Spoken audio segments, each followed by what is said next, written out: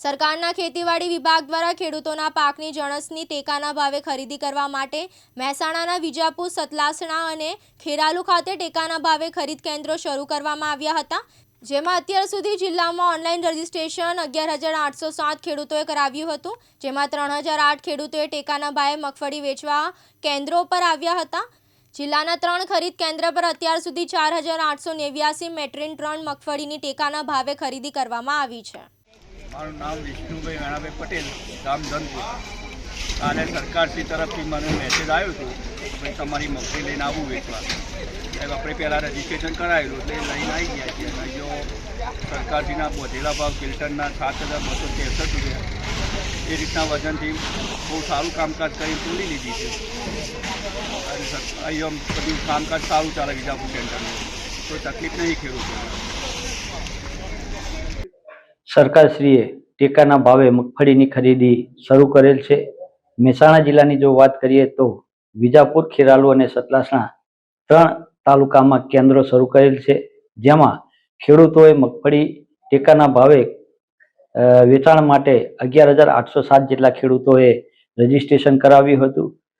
અત્યારે મગફળી ટેકાના ભાવે ખરીદી ચાલુ છે, જેમાં ટેકાના ભાવ સરકારશ્રીએ 7,263 પ્રતિ ક્વિન્ટલ મંજૂર કરેલ છે।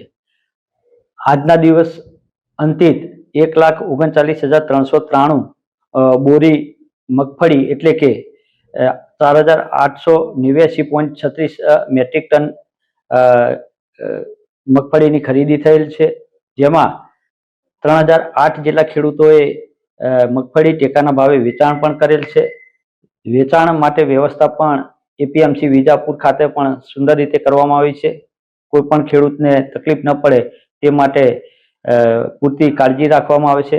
ગુજકો માસોલ દ્વારા ખરીદી માટે નક્કી થયેલી એજન્સી હોય ખરીદી અત્યારે સારા એવા પ્રમાણમાં ચાલુ છે। અત્યાર સુધી 6,174 ખેડૂતોને મેસેજ પણ કરેલ છે। આમ માન્ય કલેક્ટર સાહેબશ્રીના માર્ગદર્શનમાં અને મોનિટરિંગથી ખૂબ સારી રીતે મગફળીની ખરીદી થઈ રહી છે, એમાં ખેડૂતોનો સારો પ્રતિભાવ પણ છે। કેટલા ખેડૂતોએ આજે મગફળી વેચી? મહેસાણા જિલ્લામાં 3,008 ખેડૂતો ટેકાના ભાવે મગફળી વેચાણ માટે આવેલા છે।